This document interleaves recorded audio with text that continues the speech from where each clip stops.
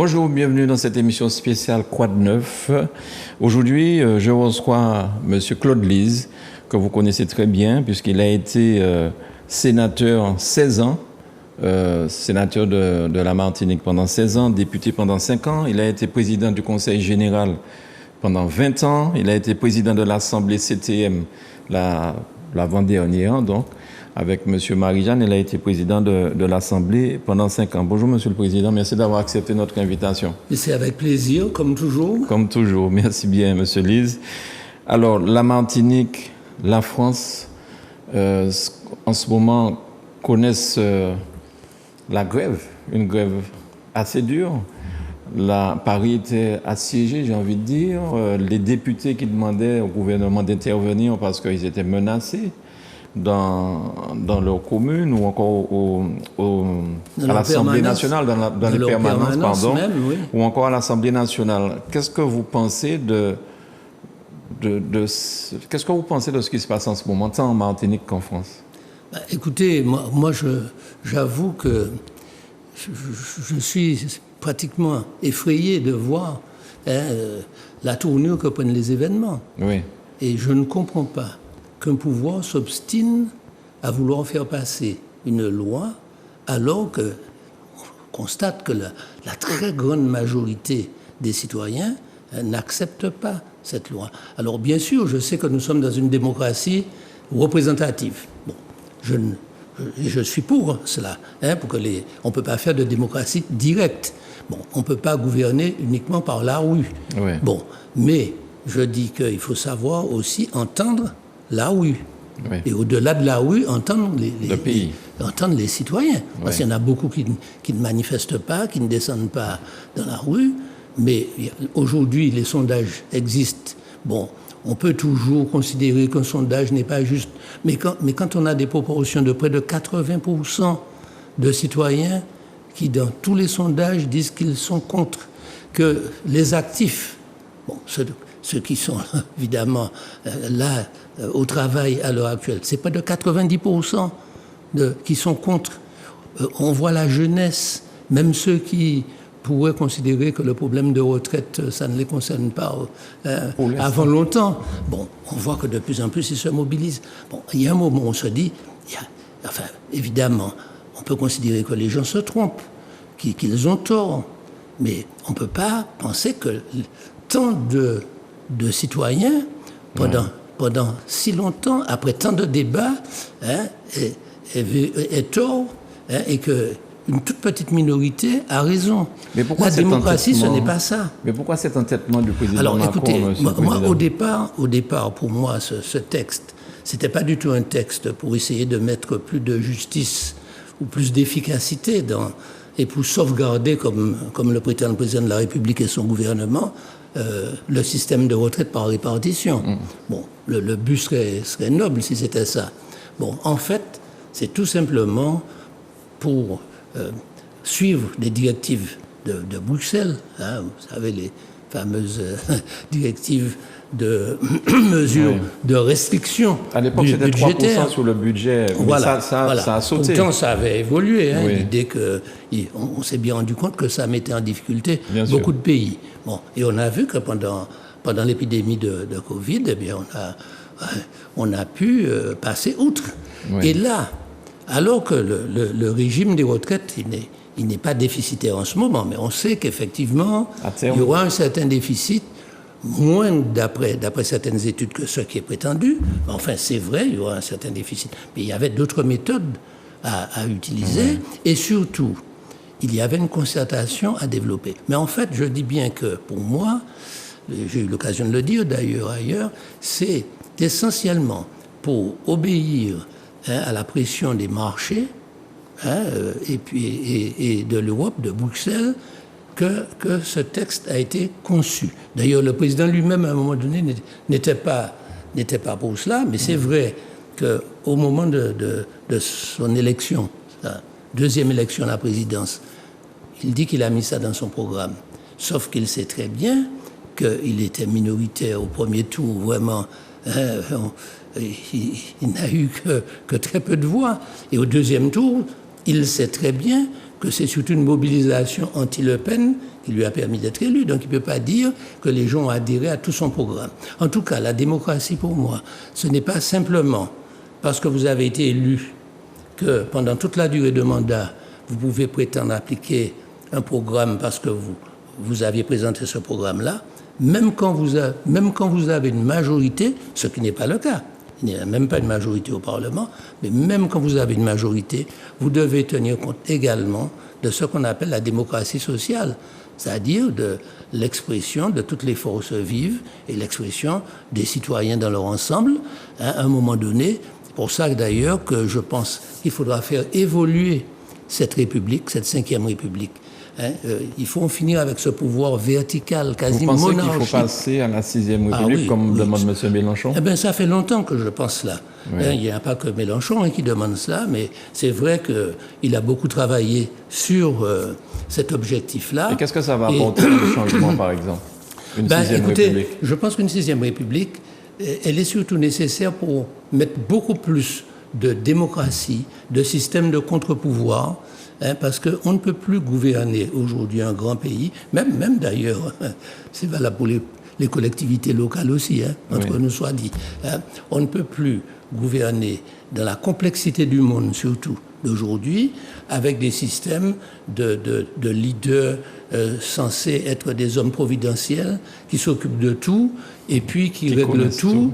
Non, il faut mettre de la transversalité. Vous savez, même dans les entreprises du privé, les grandes entreprises, il n'y a plus de système pyramidal. Même l'armée, regardez aujourd'hui les armées les plus efficaces. Regardez dans le conflit Russie-Ukraine. Vous voyez que l'armée ukrainienne qui est décentralisée, elle est beaucoup plus efficace qu'une armée qui est en face d'elle, plus puissante, mais qui est trop centralisée. C'est ça. Donc aujourd'hui, il faut une nouvelle... Donner plus de pouvoir au Parlement, par exemple? Que le Parlement. Écoutez, j'ai été parlementaire. Justement, très franchement. J'ai même été rapporteur de budget, puisque j'ai été pendant 9 ans au Sénat. J'ai été rapporteur de budget comme membre de la Commission des finances. Et pendant les 5 ans où j'étais député, j'ai été membre de la Commission des finances également. Donc quand vous êtes membre de la Commission des finances, vous êtes rapporteur de budget. Mais j'ai bien vu que le nombre de collaborateurs que l'on a, même quand on est rapporteur d'un budget, ne vous permet pas d'aller... J'ai été rapporteur du budget de la marine. Pour donner un exemple. Pendant 9 ans, j'ai été rapporteur du budget de la marine au Sénat. Bon, j'ai dû convoquer M. Saadé, vous savez, le patron de CGM-CMA. Au moment de la fusion CGM-CMA, j'ai eu un rapport à faire sur ça. Il est venu, il ne pouvait pas ne pas se rendre à une convocation du rapporteur de la Commission des finances. Mais est-ce que vous croyez que j'avais les moyens de contrôler les affaires de ce monsieur? J'avais, en plus de 2 assistants parlementaires, j'avais droit à un haut fonctionnaire, bien sûr, du Sénat, un administrateur très compétent, mais c'est tout. Mais en face, il y avait quelqu'un avec une batterie d'avocats, etc. Je prends cet exemple, mais vous imaginez sur d'autres budgets. Donc, on a un Parlement qui n'a pas les moyens d'être un vrai contre-pouvoir. Donc, on est dans un système qui n'est pas vraiment démocratique. Bon, le Conseil économique, j'ai été rapporteur du budget du Conseil économique, d'ailleurs. Le Conseil économique, ça a été conçu pour précisément faire entendre la voix des forces vives. Ça va dans le sens de la démocratie sociale. Mais le Conseil économique, il donne des avis que le gouvernement met dans des tiroirs. On oublie de le consulter. Et quand j'étais rapporteur de son budget, à plusieurs reprises, j'ai indiqué que par rapport à des commissions qu'on mettait en place et qui coûtaient bien cher, il y avait déjà eu des rapports du Conseil économique qui répondaient aux questions que l'on soumettait à une nouvelle commission. Autrement dit, on gaspillait de l'argent. Donc, si vous voulez, c'est tout le système qu'il faut revoir, mais essentiellement aller dans le sens de la démocratie. Mais j'ajoute que beaucoup d'élus locaux ils seront d'accord avec moi pour que l'on modifie le système au niveau de l'État. Qu'il y ait plus de démocratie à ce niveau, mais il faut qu'ils acceptent que l'on modifie aussi le système dans les grandes collectivités, même les petites. La CTM.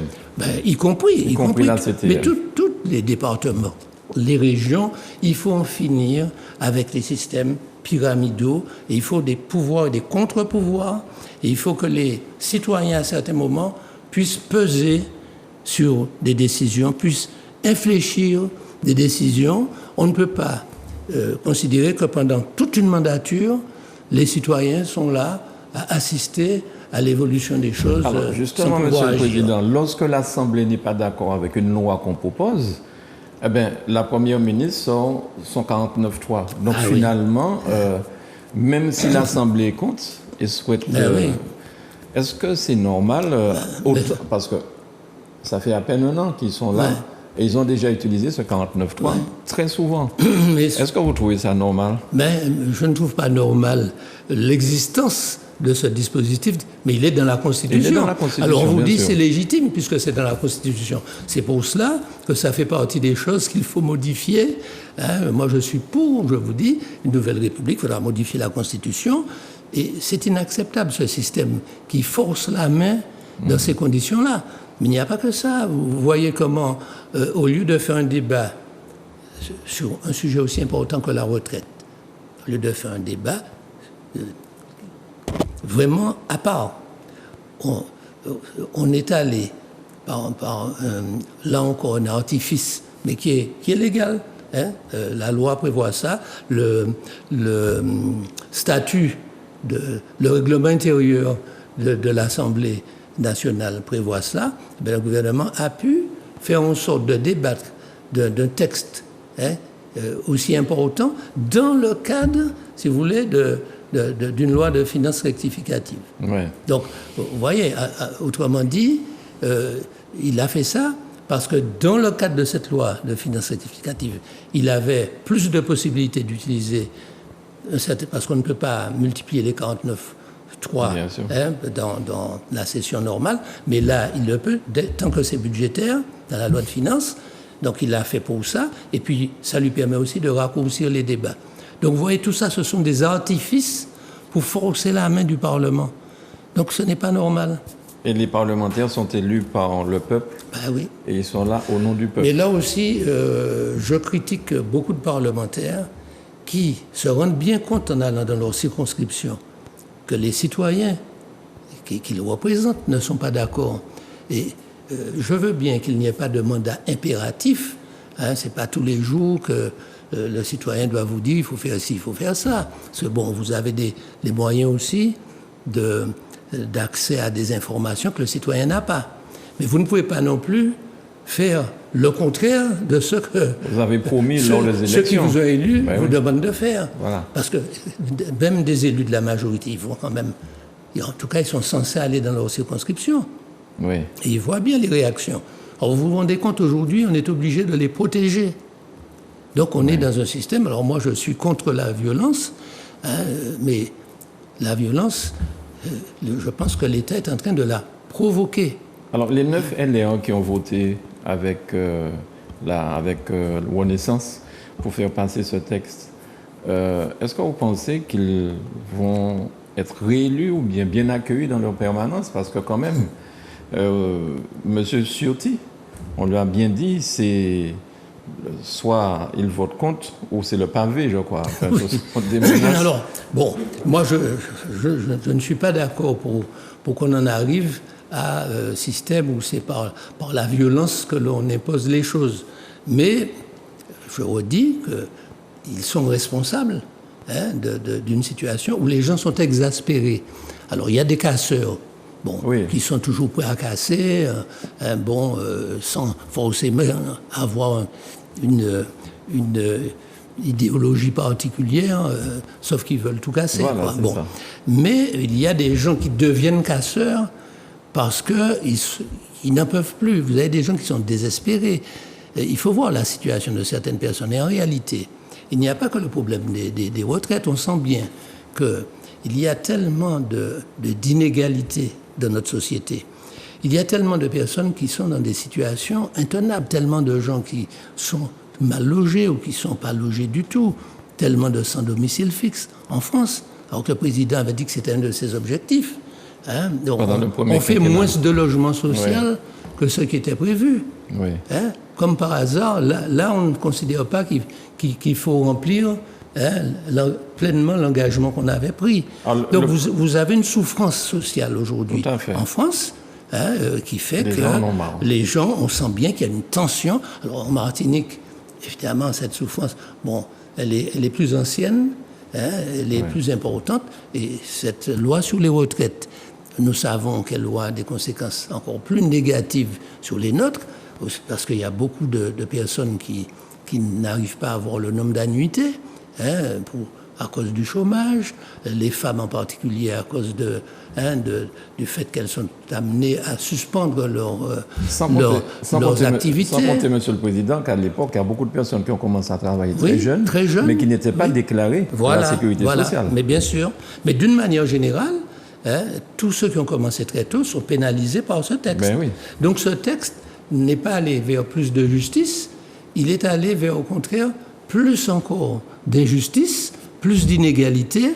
Et quand on regarde le compromis qui est sorti de la commission paritaire Sénat-Assemblée nationale, qui a quand même modifié un certain nombre de choses, amélioré un petit peu. Et ça a réduit du même coup le rapport financier qu'attendait le président de la République. Donc, encore une fois, je me dis, pour le peu qu'il va retirer comme financement de cette réforme-là, je ne comprends pas qu'il s'obstine à mettre la France dans une situation qui va entraîner des pertes considérables en activité. Ouais, le pays, il n'est peut-être pas à l'arrêt, mais il est terriblement au ralenti et on ne sait pas pour combien de temps. Alors, vous avez été sénateur donc, pendant 20 ans. Pendant 16 ans. 16 ans sénateur. Oui. Monsieur, le président Charles de Gaulle avait dit à l'époque qu'il fallait arrêter avec le Sénat, ce vieux machin-là, je crois. Oui. Vous avez été sénateur pendant 16 ans. Est-ce que vous pensez que le Sénat n'a pas d'importance et qu'il faille faire des économies? Non. Je vais vous dire, j'ai été élu d'abord député en 88 et pendant 5 ans. Oui. Et quand j'ai perdu mon mandat en 93, je ne pensais pas forcément redevenir parlementaire. Et lorsque l'on m'a proposé, parce que c'est un certain nombre de collaborateurs, de personnalités politiques même qui m'ont dit que j'étais président du Conseil général, ils avaient constaté ce que j'avais fait comme député. Lorsqu'ils m'ont proposé de poser ma candidature au Sénat en 1995, je n'étais pas chaud parce que précisément, j'avais ce préjugé assez partagé que c'est un lieu où il y a des vieux qui sont là, etc. Oui. Et j'ai même résisté à l'idée de me présenter. Et pour tout vous dire, la campagne que j'ai faite, que j'ai fini par accepter de faire en 1995, a été une campagne qui n'était pas une campagne vraiment de quelqu'un qui voulait franchement aller. Je n'ai même pas fait le tour de toutes les municipalités. Parce que ce sont les grands électeurs qui élisent le sénateur. Je n'y croyais pas et je n'avais pas envie. Et lorsque j'ai été élu, écoutez, j'ai découvert le Sénat et je me suis rendu compte que ce n'était pas du tout ce que j'imaginais. C'est une institution qui a toute sa place parce que vous y retrouvez beaucoup d'élus qui ont des mandats locaux importants. Alors, ça pose d'ailleurs aujourd'hui le problème de l'absence de cumul qui, quelquefois, peut être une bonne chose. Moi, quand je suis arrivé au Sénat, il y avait beaucoup de présidents de conseils généraux, présidents de conseils régionaux, maires de grandes villes. C'est important parce que moi-même, j'apportais une connaissance que j'avais par le fait que j'étais président du conseil général. Au début, quand j'étais élu au Sénat, j'étais déjà président du conseil général, parce que j'ai été élu en 92 président du conseil général. J'avais donc une connaissance des grands dossiers de la Martinique, mais en plus beaucoup de collaborateurs qui pouvaient travailler, pas simplement 2 ou 3 assistants parlementaires. Donc ça vous donne une force de frappe, en quelque sorte, face au pouvoir. Et vous avez une vision de la réalité qui est beaucoup plus concrète. Alors, il faut un équilibre des deux. Vous savez, pour moi, au Parlement, il y a l'Assemblée nationale, où les députés, il faut qu'ils représentent au mieux le peuple. D'ailleurs, c'est pour ça qu'il faudrait une bonne dose de proportionnel. Je ne suis pas pour la proportionnelle intégrale, il faut un mixte, voyez, pour bien représenter l'ensemble des territoires et l'ensemble des opinions aussi. Mais il faut, de notre côté, une chambre avec des gens d'expérience capables, sur un texte précisément, d'apporter les éléments d'expérience. Et c'est pour cela que pour moi, le Sénat, c'est une institution. S'il fallait réformer le Sénat, pour moi, ça devrait être tout simplement le lieu où siègent tous les présidents de région, tous les maires de grandes villes, vous voyez, une sorte d'assemblée des élus locaux. Car le Sénat est censé représenter précisément les territoires et les élus locaux. Alors justement, quand vous dites ça, ça me fait penser à la CTM. Est-ce que, de votre avis, la CTM a été mise en place avec une bonne loi? Est-ce qu'il ne fallait pas mieux conserver le système où il y avait des conseillers généraux qui représentaient le territoire martiniquais, ils connaissent leur commune, et permettre avec une certaine dose, comme vous dites, parce que là, aujourd'hui, on a l'impression que ce qui a été fait comme loi pour la CTM, ça ne paraît pas très bien, si j'ose dire. Oui. Qu'est-ce que vous en pensez? Non, mais je crois que ma position est connue là-dessus. Lorsque il y a eu le débat sur cette loi, c'était en 2011, vous voyez. Bon, au cours de ces débats, j'ai eu l'occasion de dire que cette loi avait été mal conçue, mal rédigée, et qu'en plus elle était mal débattue, parce qu'elle a été débattue en urgence, sans qu'on écoute vraiment les arguments. J'ai critiqué toute une série de dispositions. À l'époque, j'ai attiré l'attention sur le fait que c'était un texte qui donnait trop de pouvoir à l'exécutif, que ça aboutirait non seulement à des situations antidémocratiques, mais que ça n'irait pas dans le sens de l'efficacité. Antidémocratique, ça veut dire on parle pratiquement de dictature. Ça veut dire pas forcément. Bon, disons, la dictature, c'est un peu caricatural. Bon, ça peut aller jusque-là. Bon, ça dépend de la personnalité du président de l'exécutif. Mais c'est vrai que le système a été conçu pour que pratiquement, à la limite, le président de l'exécutif peut faire ce qu'il veut.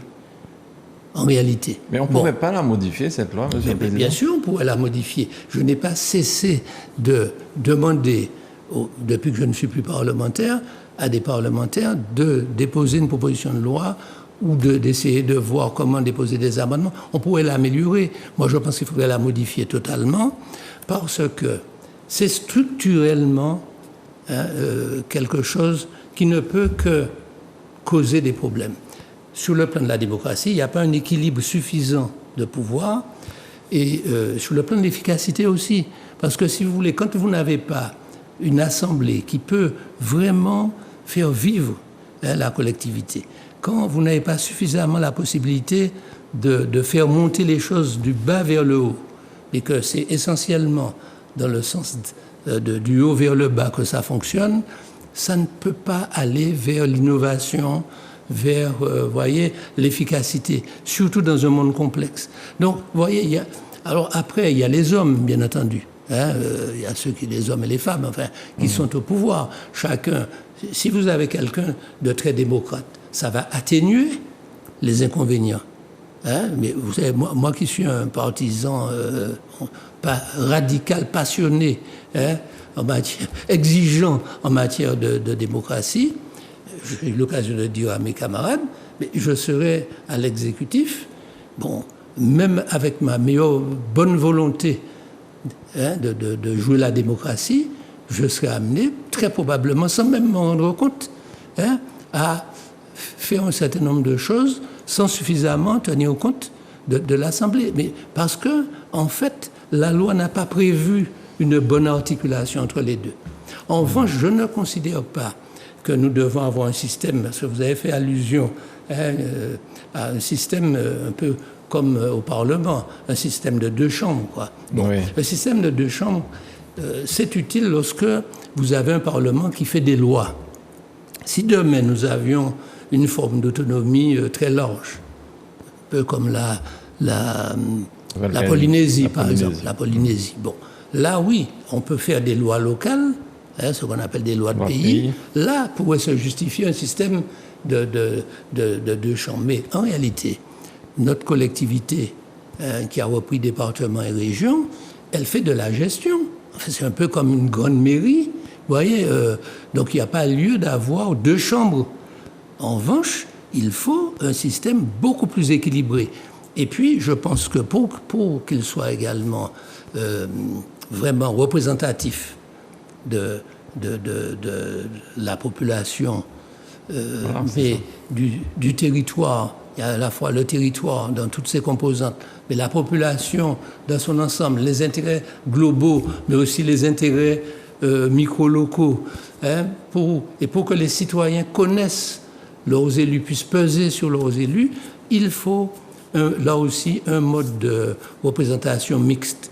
Pour moi, exactement comme pour l'Assemblée nationale, je pense qu'il faudrait un système avec une partie des conseillers élus à la proportionnelle et une partie élue dans des circonscriptions territoriales. Vous savez, il y a un exemple que je donne souvent, c'est l'exemple d'un petit État qui existe et qui a un système de paroisses. Vous voyez, il appelle ça comme ça. Ce sont de grands cantons en quelque sorte, et il a c'est la principauté d'Andorre. Hein, bon, alors il a d'une part des élus qui sont élus dans ces circonscriptions qu'on appelle des paroisses, qui représentent, c'est la moitié, 50% des élus sont élus comme ça, puis vous avez 50% qui sont élus sur l'ensemble du territoire à la proportionnelle.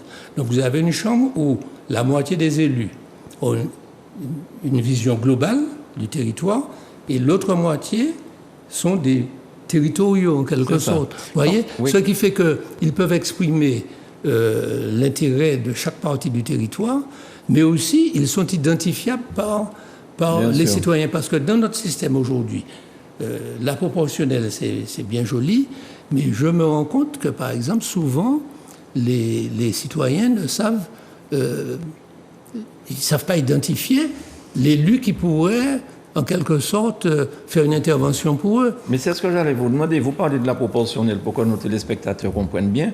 Ce sont des gens qui sont élus sur une liste. Sur une liste. Sur une liste, il suffit d'être derrière un candidat qui a beaucoup de notoriété. Voilà. C'est ça l'inconvénient. C'est ça le problème. Vous voyez, chacun des deux systèmes a avantages et inconvénients. Ouais. C'est pour ça que, quelquefois dans l'histoire, vous voyez des hommes politiques, des femmes politiques et des partis politiques qui changent de position. Par exemple, le PPM, quand moi je suis entré au PPM au début, le PPM était pour la proportionnelle intégrale. C'est d'ailleurs pour ça qu'on n'a pas pu avoir une assemblée unique au moment de la décentralisation en 1982, parce qu'on voulait la proportionnelle, que le Conseil constitutionnel était contre.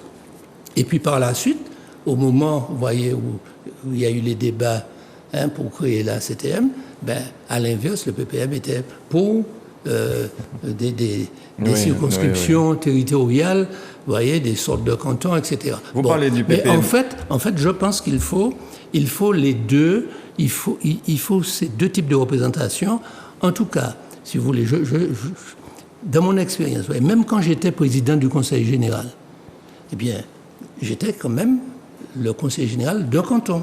Bien sûr. Donc, il y avait des gens de mon canton qui m'appelaient ou qui me demandaient, oui, mais vous nous représentez. Vous voyez, je n'étais pas simplement un président représentant toute la Martinique. Quelque part, j'avais des gens à qui j'avais des comptes à rendre. Mais lorsque vous êtes élu sur une liste, vous n'avez pas de compte à rendre, en tout cas à des citoyens bien particuliers. Oui, vous avez des comptes à rendre en général, mais c'est surtout la tête de liste qui porte tout. Et des fois, il y a des gens, la liste qui a remporté le plus de suffrages a beaucoup plus de personnel, et les autres listes, ça veut dire qu'une partie de la Martinique n'est pas bien représentée. Alors là aussi, vous faites allusion à ce qu'on appelle la prime majoritaire. C'est ça. Et vous savez, pendant les débats, j'avais dit que cette prime majoritaire était trop forte. 11 sièges. D'ailleurs, je n'étais pas le seul à le dire. Au moins, enfin, bon, mais là encore, certains étaient pour que ce soit encore plus, mais d'autres non. Moi, je disais qu'il fallait réduire cette prime. Aucun des présidents du Conseil exécutif, pour l'instant, ont souhaité changer ou ne pas utiliser les 11 sièges. Moi, je vous dis que là, il faut faire attention à une chose, c'est qu'en politique, il ne faut pas regarder l'intérêt qu'on a à un moment donné. Vous voyez, quand on se dit, tiens, ça m'arrange, aujourd'hui, ça m'arrange ce système-là. Bon, mais ce qui vous arrange aujourd'hui va entraîner des problèmes demain. Ouais. Et l'exemple que je redonne, en 1982-83, lorsque il a été question dans la décentralisation de nous permettre d'avoir une seule assemblée, on aurait eu donc une seule collectivité en Martinique avec une assemblée, c'était possible. Le Conseil constitutionnel était d'accord à condition que les élus soient élus comme au Conseil général dans des cantons. La gauche, dont je faisais partie, qui pensait que jamais elle n'aurait eu la majorité de ce système-là, a préféré être contre, et elle a préféré un système qu'ensuite elle a dénoncé, où on a créé 2 collectivités sur le même territoire, parce qu'on avait la région élue à la proportionnelle, et on pensait que c'est là que la gauche pourrait prospérer. Ouais. Et on disait au Conseil général, jamais, ce sera toujours la droite. Qu'est-ce qui s'est passé? En 83, on pensait ça. En 88, j'ai failli être président. J'ai été premier vice-président. S'il n'y avait pas eu certaines manœuvres politiciennes, on pouvait déjà prendre... La gauche pouvait déjà passer en 88. Et en 92, en tout cas, j'ai été élu président du Conseil général. Et la gauche a gardé le département, même avec le système de canton. Je répète ça souvent pour dire que ce que l'on fait dans un but immédiat, avec le nez sur le guidon, c'est mon intérêt d'aujourd'hui, peut entraîner des catastrophes pour demain. Et ce n'est pas forcément l'intérêt de la... Un homme politique qui se soucie de son pays doit avoir une vision et il doit se demander ce que va entraîner ce qu'il fait aujourd'hui, ce que ça va entraîner beaucoup plus tard. Pour lui, mais aussi pour le peuple martiniquais. Bien sûr, essentiellement pour le peuple. Monsieur le Président, vous avez parlé du PPM. Quelles sont vos relations avec l'actuel président du Conseil exécutif, à savoir Serge Letchimy, président du PPM? Écoutez, je crois que tout le monde a vu que nos relations se sont, je dirais, normalisées. Bon, ça ne veut pas dire qu'on est d'accord sur tout, qu'on a évacué tout ce qui a pu y avoir comme contentieux, mais on a normalisé, et ça veut dire que maintenant nous avons la possibilité de dialoguer. Et de travailler ensemble. Vous avez une grande expérience. Alors, il y a beaucoup de... Vous savez, tout le monde ne comprend pas ça. Dans les 2 camps, d'ailleurs. Je pense qu'il y a des gens de son côté qui lui disent « Ouais, mais comment ce type dont on a dit tant de mal quand il a quitté le PPM, il avait trahi, etc. » Bon, et de mon côté, il y a des gens qui me disent « Ah bon, tu as oublié tout ce qu'ils t'ont fait, etc. » Alors je leur dis « Écoutez, aux uns aux autres, il faut dire qu'un homme politique, il doit se comporter, là encore, par rapport à l'intérêt du pays. Bon, alors, c'est pas, d'autant que les problèmes qu'on peut avoir avec un homme en politique ne sont pas des problèmes personnels. En tout cas, moi, je n'ai jamais eu de problème personnel. Là, avec Serge Letchimy, je n'ai pas eu de problème personnel. Les gens essaient de raconter des histoires. Je l'ai plutôt soutenu longtemps. Je l'ai plutôt aidé, même quand il est devenu maire de Fort-de-France, avec mon accord, contrairement à ce que certains racontent. Bon, j'ai poussé à cela et je l'ai aidé du Conseil général. Ce n'est pas pour des raisons des raisons personnelles ou bien une concurrence. On n'était pas concurrents. Bon, c'est pour des divergences provoquées d'ailleurs par d'autres. Et après, chacun peut penser qu'un tel a tort, un tel a raison, peu importe. Mais il n'y avait pas de quoi se retrouver à un moment donné dans une situation de rupture. Mais vous savez, c'est souvent dans une famille, vous savez, quand des proches sont en rupture, souvent ça prend un caractère dramatique. C'est un peu ça dans les familles politiques. Alors aujourd'hui, je dis, on peut se parler normalement, on peut travailler ensemble. Et moi, je dis que c'est très important, surtout dans une conjoncture comme la conjoncture actuelle. Personnellement, j'évite de dire quoi que ce soit qui puisse gêner. j'évite de faire quoi que ce soit qui puisse gêner. Je souhaite qu'ils réussissent, même si je peux ne pas être d'accord avec telle ou telle position, mais on peut en discuter vraiment de manière, je pense, aujourd'hui responsable. Et c'est comme ça qu'il faut faire. Hein. Là aussi, je fais souvent allusion à quelque chose qui a été un moment très fort de ma vie politique. Pendant 4 ans et demi, je me suis trouvé premier vice-président de M. Émile Maurice, qui était le président Maurice, qui était un homme de droite, que je combattais, moi qui étais un homme de gauche, surtout à une époque où c'est pas comme aujourd'hui. Bon, les frontières, hein, elles sont un peu floues. À l'époque, vous savez, c'était vraiment un mur, hein, la droite et la gauche. Et nous avons géré la Martinique pendant 4 ans et demi. On était, parce que moi j'avais la majorité du bureau, tout le bureau, sauf lui, parce qu'à l'époque il n'y avait pas de proportionnel au bureau, comme la commission permanente. Donc il avait été élu président au bénéfice de l'âge. Et puis tout le bureau était à gauche. Je ne sais pas si vous imaginez. Oui, bien sûr. C'est-à-dire que moi, qui étais premier vice-président, je pouvais bloquer tout, à tout moment. Ça a été une catastrophe pour la Martinique. Parce que le président de l'exécutif, il est quand même responsable du personnel, ce qui est très important, et il est ordonnateur du budget. Donc si on s'était mis en opposition totale, on bloquait tout.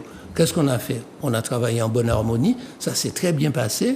Et c'est pour cela que ceux qui, quelquefois, me disent, faisant allusion à mon expérience avec Alfred Barry-Jeanne pendant les 6 ans derniers, pourquoi vous ne nous êtes pas entendu? Je veux dire, si j'ai pu m'entendre avec le président Émile Maurice, à une époque où droite et gauche, c'était vraiment opposition totale, comment j'aurais pu ne pas m'entendre avec Alfred Barry-Jeanne ou avec Serge Letchimy?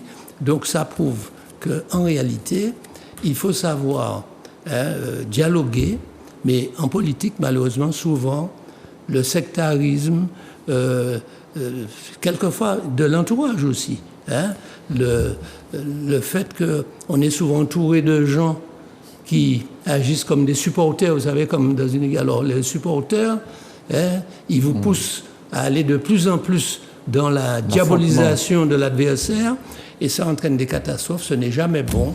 Moi, je plaide pour le dialogue et la faculté de travailler ensemble. Alors on arrive au terme de l'émission, Monsieur le Président. Malheureusement, il y a encore beaucoup de choses que vous voulez vous demander, mais le Congrès qui a été relancé, quel est votre avis sur ça? Est-ce une bonne chose? Et est-ce que nous pourrons avoir justement la possibilité d'avoir des lois pays, de voter des lois pays à la Martinique? Alors d'abord le Congrès, vous savez que je suis le père de cette institution qui a été mise dans la loi d'orientation pour l'outre-mer, la loi de décembre 2000. Et c'est un instrument. À l'époque, beaucoup n'avaient pas compris que c'était un instrument. Le Congrès, c'est un moyen démocratique, légal, de poser des problèmes institutionnels. Cela étant, à l'époque, j'avais voulu aussi que ce soit un lieu où l'on puisse débattre de grands projets, de grands plans de développement économique. Qui c'est qui a fait tomber cette partie-là? L'Assemblée nationale, c'est l'ancien secrétaire général du PPM, qui était député à l'époque, hein, paix à son âme. Camille Darcy. Oui. Bon, et à l'époque, il a dit que ça aurait été inutile, il fallait que ce soit uniquement qu'on ne conserve que la partie institutionnelle. Et aujourd'hui, ce congrès, c'est essentiellement basé sur un bilan de la situation économique sociale avec des propositions dans le domaine économique et social. La partie institutionnelle ne sera qu'un élément. Hein? Donc, j'avais bel et bien raison à l'époque de vouloir ça. Sauf qu'aujourd'hui, la loi ne reconnaît dans le Congrès que la partie institutionnelle. Bon. La lettre de Fort-de-France, vous l'avez lue? Alors, bien sûr. Alors, venons-en à cet aspect institutionnel. Aujourd'hui, je ne pense pas que le Congrès va demander un statut particulier. Je pense que le mieux qu'il puisse faire, hein, c'est de montrer que les demandes des Martiniquais dans un certain nombre de domaines imposent plus de compétences et plus de pouvoirs normatifs, de possibilités d'avoir des possibilités d'adapter des textes, voire de prendre des textes localement, des normes locales. Bon. il va montrer que c'est nécessaire. Mais il va buter sur une difficulté. Le seul moyen aujourd'hui d'obtenir ce que veulent, de manière presque inconsciente, la plupart des Martiniquais, ils veulent des dérogations, ils veulent des adaptations. Le seul moyen d'obtenir ça, c'est aller dans l'article 74. Bon, je ne vois pas comment aujourd'hui, ceux-là même qui n'étaient pas d'accord vont y aller. Donc, qu'est-ce qu'on peut faire? Ils ont peut-être mûri, Monsieur le Président. Non. Je pense que, de toute façon, il y a mieux. Il y a mieux. Plutôt que de dire il faut absolument aller dans cette voie, il y a une voie que je proposais il y a très longtemps, mais qui passe par une modification de la Constitution. Et comme le président Macron a déjà annoncé qu'il va, dans quelques mois, procéder à une modification de la Constitution en réunissant ce qu'on appelle le Congrès de Versailles, l'Assemblée nationale et le Sénat, ce sera le moment, à mon avis, pour demander que l'on déverrouille le titre 12 de la Constitution, dans lequel nous sommes concernés. Alors aujourd'hui, quelle est notre situation? Nous sommes dans un régime qui est commandé par un article qu'on appelle l'article 73. Si on veut en sortir, la seule sortie possible, c'est aller dans le 74, qui a fait peur pour toutes sortes de raisons. Alors, qu'est-ce qu'il faut? Il faut que l'on supprime cette dualité, ce choix binaire qui, je n'ai pas le temps de développer, mais qui n'a pas de raison d'être en réalité, et qui n'est pas compris par la population.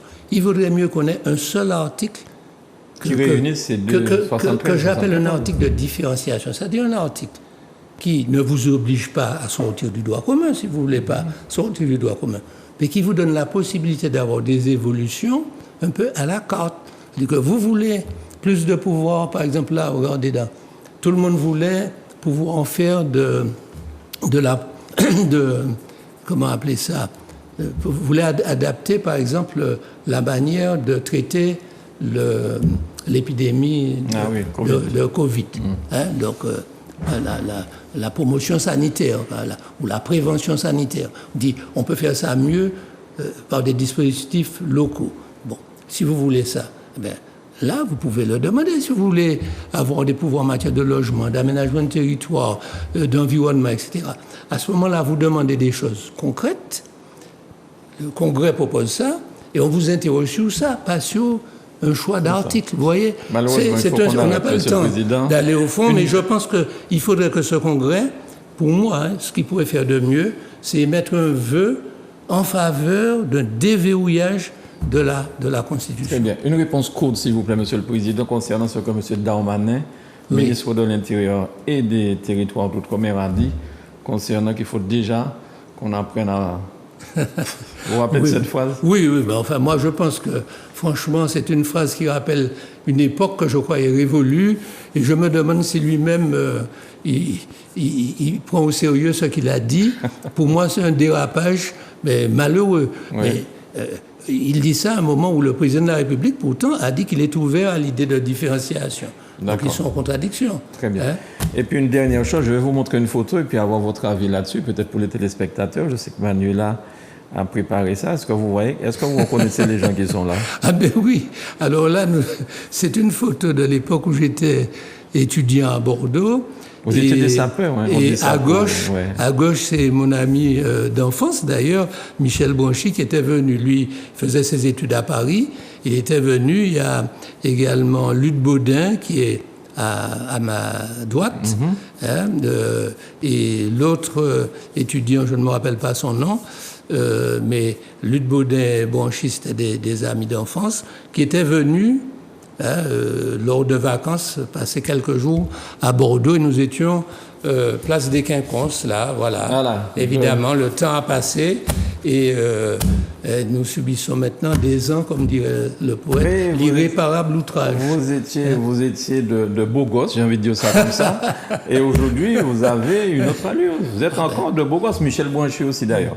Monsieur le Président, merci. On essaie, comme je dis, j'essaie de prendre de l'âge sans faire de concession à la vieillesse. Voilà. Très bien ça.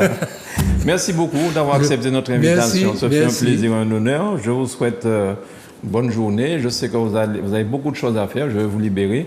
Et à bientôt sur Zouk TV. Merci, Monsieur le Président. Merci à vous. Merci à Manuela pour la réalisation de l'émission.